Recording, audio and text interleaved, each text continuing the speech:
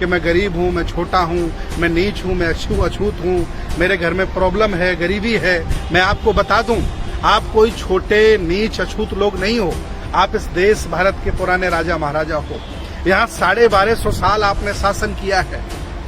अल्पजनों ने सातिरपन अपनाकर, षड्यंत्र अपनाकर आपको परमानेंट गुलाम बना लिया है। आपको सत्ता से दूर किया, आपको शिक्षा से दूर किया, आपको व्यापार से दूर किया, आप मजदूर बन गए और गुलाम बन गए।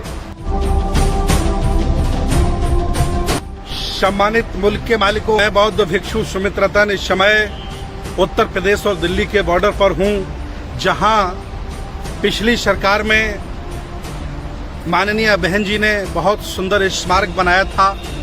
और ये स्मारक तथागत भगवान बुद्ध के अनुयायी सम्राट अशोक ने जिस तरह से बलुई पत्थर का जो स्मारक जगह जगह बनाए, बुद्ध विहार बनाए, उसी की तरह इन्होंने भी प्रयास किया कि सम्राट अशोक की तरह गुलाबी पत्थर, बलुई पत्थर लगाया जाए।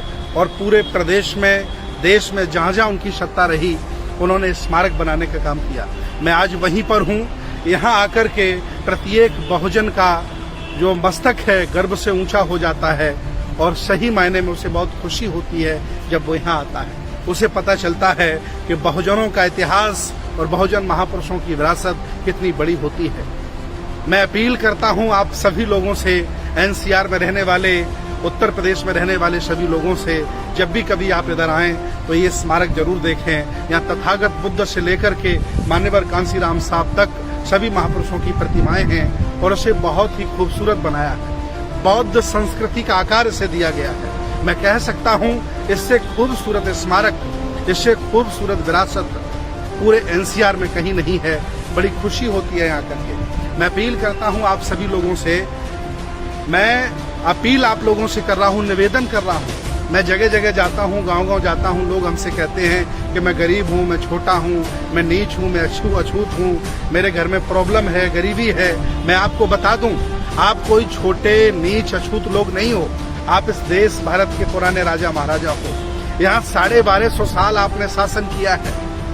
अल्पजनों ने सातिरपन अपनाकर, षड्यंत्र अपनाकर आपको परमानेंट गुलाम बना लिया है। आपको सत्ता से दूर किया, आपको शिक्षा से दूर किया, आपको व्यापार से दूर किया, आप मजदूर बन गए और गुलाम बन गए। लेकिन बाबा साहब ने संविधान बनाकर हमें फिर बराबर पे लाके खड़ा कर दिया है। अब ये जिम्मेदारी है आपकी कि आप शिक्षा के क्षेत्र में, संविधान के क्षेत्र में, राजनीतिक क्षेत्र में आप अपने आप को कितना आगे बढ़ाते हैं और महापुरुषों की विरासत को आगे तक ले जाते हैं। ये जिम्मेदारी है आपकी। हम कभी एक ही व्यक्ति से बहुत सारी अपेक्षाएं कर लेते हैं, चाहे वो राजनीतिक हो, चाहे वो सामाजिक हो, चाहे वो धार्मिक हो, लेकिन ये भूल जाते हैं कि भगवान बुद्ध जितने उनके हैं उतने हमारे हैं। बाबा साहब जितने उनके हैं उतने हमारे हैं। मान्यवर साहब जितने उनके उतने हमारे हैं। हम अपेक्षाएं करके अपने आप को दुखी कर लेते हैं कि उन्होंने ऐसा नहीं किया, उन्होंने ऐसा नहीं किया। मैं आपसे अपील कर रहा हूं कि आप अपने महापुरुषों की विरासत के लिए क्या कर रहे हैं। आपको बड़ी खुशी होगी। मैं बौद्ध भिक्षु, मैं उन सभी लोगों का सम्मान करता हूं, उनकी तारीफ करता हूं जिन्होंने अपना इतिहास पढ़ा और अपने महापुरुषों के लिए, अपनी विरासत के लिए ऐतिहासिक कार्य करके दिया, जैसे बहन जी ने करके दिखाया है। मैं और इच्छा करता हूं, अपील करता हूं कि आगे और कोई सरकारें बने या बहन जी वापस चली आए सरकार में, तो ऐसे विरासत के काम फिर करें ताकि बुद्ध की संस्कृति, श्रमणों की संस्कृति आगे बढ़े। मुझे बड़ी उम्मीद है। मैं एक बार आपको दिखाना चाहता हूं। आप देख सकते हैं कि कितना ये लंबा, कहा जाता है कि 2.5 किलोमीटर ये जमीन जहां पानी भरा रहता था, इसका कोई प्रयोग नहीं था। इस क्षेत्र की सबसे खराब जमीन हुआ करती थी।